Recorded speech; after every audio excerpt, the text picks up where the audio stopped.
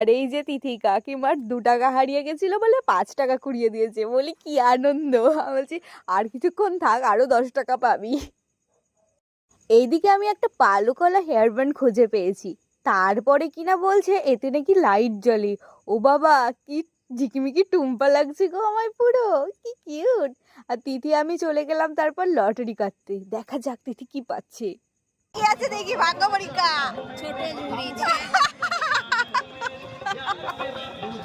এবার আমি চলে গেছি আমার ভাগ্য পরীক্ষা করতে। আমি বলছি দাঁড়াও আমি তুলবো, তোমরা ওপর থেকে দিচ্ছ বলে শুধু জুড়ি আর নইলে 5 টাকা টিপের পাতা এইসবই উঠছে।